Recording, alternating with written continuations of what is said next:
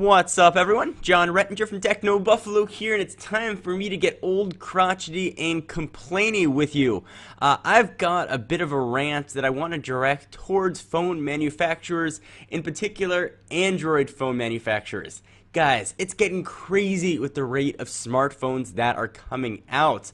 The Droid Razr came out just a few months ago, and now the Droid Razr Max is here. Remember when the Galaxy S2 was new, and then the Galaxy S2 Skyrocket came out with LTE a few months later, and now the Galaxy S2 Skyrocket HD is coming out in the next few months? The rate of smartphones coming out over and over and over again is only serving to isolate the phone buying public.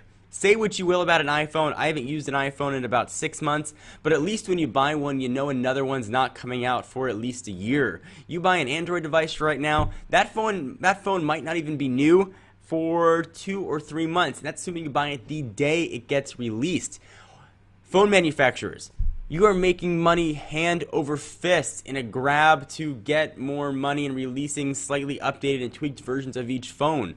Wait a few months. Release one phone. Motorola, don't release the Razr a few months ago. Wait and release the Droid Razr Max, and that'd have a bigger battery, and just call it the Droid Razr. And everybody who buys it's going to be thrilled that they're going to get a really thin device, the Kevlar back, and a nice size battery. It's going to work. And then you're not going to screw them a few months later with a new phone. And I say screw them, metaphorically. Obviously, they're not really. Doing that. And certainly you buy a phone, you know what the risks are. I get the other side of that argument. I really do. You know that you're not going to be new forever. But there is a little bit of wonder. Maybe that's sort of the tech lover and the geek in me. There's a bit of wonder when you get a new phone, you open up that box, you've been reading about it, you're excited to get it, you take it out, got it right here, and you're like, wow, you know what, I'm really excited that I've got, at least for a short period of time, a cutting edge device. And then 3 months later, there is something new and better out. And the moral being, there's no good time to buy an Android phone. And that's really the main point of this video. There is no good time to buy a new Android phone. You could buy what you think is going to be the absolute latest and greatest 15-core processor in February, and they'll have a 16-core model by April. It is getting out of control. I ask phone manufacturers and even to the carriers, release phones every 6 months, every 8 months. Make sure the phones that come out aren't just incremental small upgrades with the number 2 or an HD or a XX put at the end like Droid Razr Max. Make sure they are real upgrades. The consumer can see a difference. It's just creating consumer confusion when you walk into a store and you're looking at a Galaxy S2, a Skyrocket HD. You want to buy a Windows phone, you're looking at the HTC Titan, and now the Titan 2 is coming. You don't know what to buy. And the average consumer maybe isn't as tech savvy as, say, you and me, because they got other things they're interested in. And it gets very tough to recommend devices. It's even hard to keep up with phones and devices. And maybe this is counterintuitive to what pays my bills, because I'm a tech reviewer and I review all the new phones that come out, but I'm also a consumer on top of that. And I also go out and I buy phones. I recommend phones to friends. And it's getting really hard to pick a phone to recommend. People always ask, when's it a good time to buy an iPhone? I can definitely say, right after release, the first 3 to 4 months, great time to buy an iPhone. The latest Android phone comes out, I have no idea. People saying, hey, should I buy the Galaxy Nexus? I don't know. It's a great phone, and you're going to love it, and it'll last you well for 2 years. But are you going to have that consumer's dissonance 3 months later when the Galaxy Nexus S comes out, or some other Galaxy S3, whatever gets announced at Mobile World Congress, comes out, and then the sequel to that a few months later?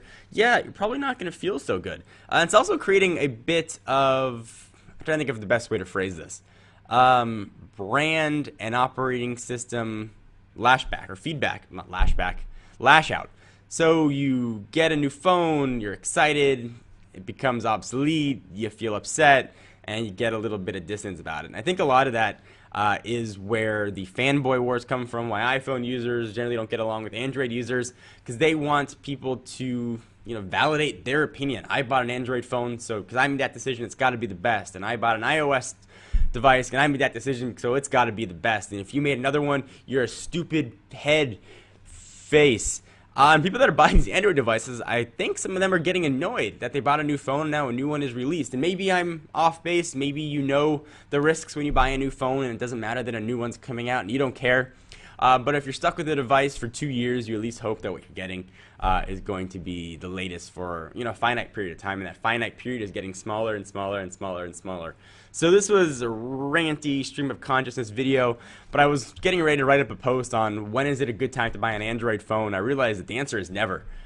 There's never a good time to buy an Android phone. You're always waiting for an update to come out. You're waiting for Ice Cream Sandwich for your phone, or there's going to be a new version that's coming out. Not saying what you're not going to buy isn't going to be great, isn't going to last you for 2 years, but there's never an ideal time when you can say, if I buy right now, I am for sure getting the latest and greatest, and that just doesn't exist in the world of Android. And it doesn't look like it's going to exist either in the world of Windows phones, as those become more and more popular and more get released.